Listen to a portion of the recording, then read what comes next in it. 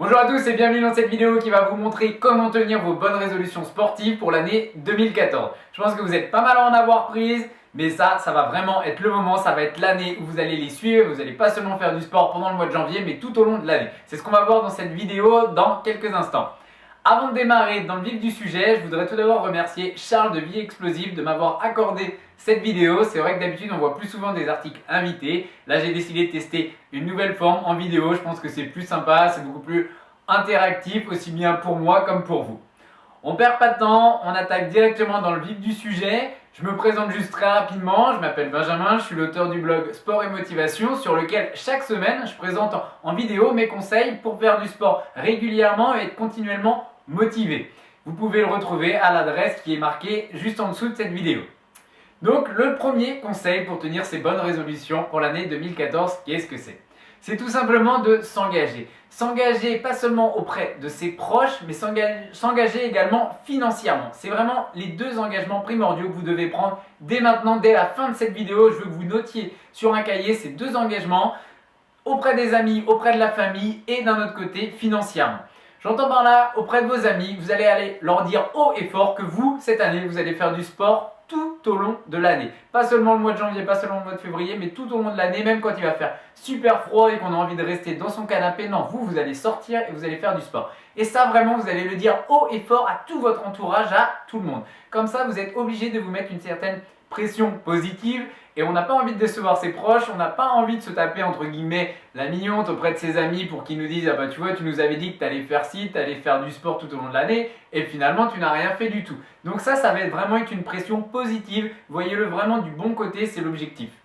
Deuxièmement, vous allez un petit peu investir d'argent. J'entends par là, pas beaucoup d'argent, mais tout simplement vous inscrire dans une salle de musculation. Vous allez prendre votre abonnement. Vous n'allez pas prendre votre abonnement seulement pour un mois, pas seulement pour 2 mois, mais pour au minimum 3 mois, voire 6 mois suivant votre budget. De cette façon, vous êtes engagé. Vous êtes définitivement, vous avez fait le premier pas et vous ne pouvez plus reculer. Vous avez investi une certaine somme d'argent et donc vous êtes obligé d'y aller à cette salle de sport. Si vous n'avez pas envie d'aller en salle de sport, ça peut tout simplement se faire en achetant une paire de baskets pour aller courir régulièrement ou en prenant votre carte dans le club de basket, de tennis, de foot ou tout sport que vous aimez bien, vous allez vous engager financièrement. Donc ça c'est le premier point, vraiment engagez-vous aussi bien auprès de vos amis et de vos proches que financièrement. Le deuxième point, il va sans doute en faire rire pas mal d'entre vous, c'est tout simplement de considérer sa séance de sport comme si vous aviez l'un des rendez-vous les plus importants, que ce soit un rendez-vous professionnel ou c'est un rendez-vous chez le médecin, c'est vraiment primordial. Vous le considérez, vous l'avez noté d'ailleurs dans votre agenda comme si c'était primordial. De 18h à 19h, j'ai ma séance de sport. Et surtout, vous n'allez céder à aucune tentation. Même si un ami vous invite à prendre un verre, non, vous avez de 18h à 19h votre séance de sport, vous ne pouvez vraiment pas annuler, c'est une obligation, c'est comme un rendez-vous médecin, c'est comme un rendez-vous avec votre patron ou avec un client, vous ne pouvez pas du tout reculer, c'est noté dans votre agenda et c'est une obligation, vous êtes obligé de le faire et vous allez voir que régulièrement vous allez installer une certaine routine. Et en vous disant très clairement, votre cerveau va enregistrer qu'à cette heure-ci, c'est votre séance de sport et rien d'autre. C'est obligatoirement pour faire du sport et pas pour aller boire un verre avec un ami ou pour sortir ou pour faire quoi que ce soit d'autre que du sport. Donc ça, c'est le deuxième engagement. Considérez votre séance de sport comme un rendez-vous chez le médecin. Le troisième conseil pour tenir ces bonnes résolutions sportives pour tout au long de l'année 2014, c'est de noter sur un cahier comment vous vous sentez après vos séances de sport. Vous n'avez jamais remarqué que vous n'êtes jamais senti aussi bien après une bonne séance de sport, après un bon footing, après un bon match de tennis, après un bon match de basket ou je ne sais quel sport autre. Dans tous les cas, vous vous sentez forcément bien. Vous êtes fatigué, certes, vous avez quelques courbatures, mais vous vous sentez bien. Et ça, vous allez l'écrire noir sur blanc sur un cahier. Ça va d'ailleurs être le cahier de vos engagements. Ça va être votre cahier des résolutions sportives de l'année 2014. Et à chaque fin de séance, vous écrivez comment vous êtes senti, quel bien vous avez ressenti, comment vous vous sentez dans votre tête, comment vous vous sentez dans votre corps. Et c'est ce que vous avez noté sur votre cahier, vous allez le relire avant chaque début de séance. Vraiment, ça va être une obligation. 5 minutes avant de partir dans votre salle de muscu ou aller faire votre footing, vous allez relire ce cahier et vous rappeler ô combien vous vous sentez bien à la fin de chaque séance.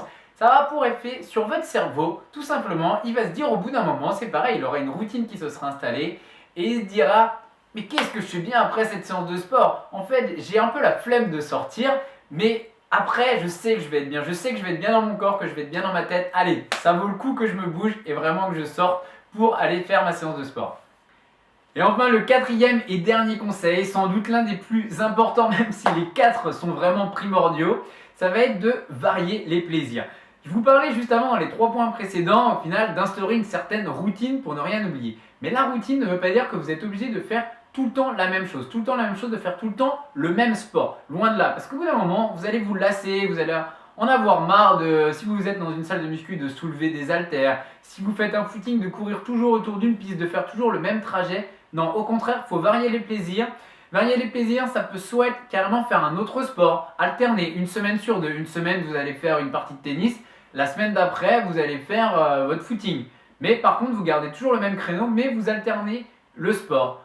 Ou alors, si vous voulez vraiment rester à... Par exemple, si vous courez, vous voulez toujours continuer à faire votre footing, c'est vraiment le sport qui vous plaît. D'ailleurs, c'est l'un des plus pratiques comme sport à pratiquer, qui ne demande pas beaucoup d'investissement, et vous voulez continuer à courir.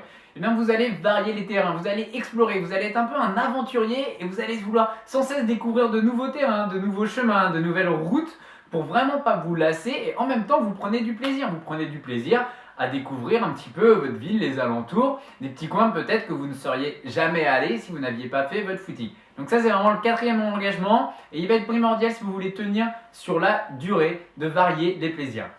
Voilà, donc maintenant vous avez vraiment tout en main pour tenir vos résolutions sportives pour l'année 2014, et j'espère qu'on pourra en reparler ensemble et vous pourrez me dire vraiment, ça fait 6 mois que l'année 2014 a démarré et j'ai tenu mes engagements, mes amis sont épatés, ma famille est épatée car je suis le seul à avoir vraiment tenu les engagements qu'on a eu lors du repas du réveillon ou le repas de Noël.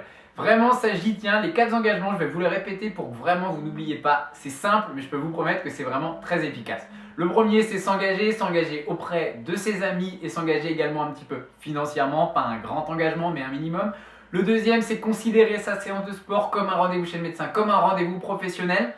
Troisième point, c'est d'après chaque séance de sport, de noter sur votre cahier, le cahier que vous avez dédié à votre séance de sport, à vos résolutions sportives de l'année 2014.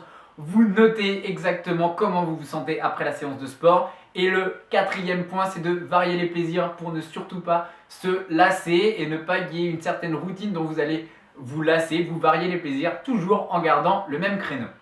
Voilà, cette vidéo est maintenant terminée. J'espère vraiment qu'elle va vous servir à suivre ces bonnes résolutions et à continuer à faire du sport tout au long de l'année 2014 et pas seulement pendant le mois de janvier.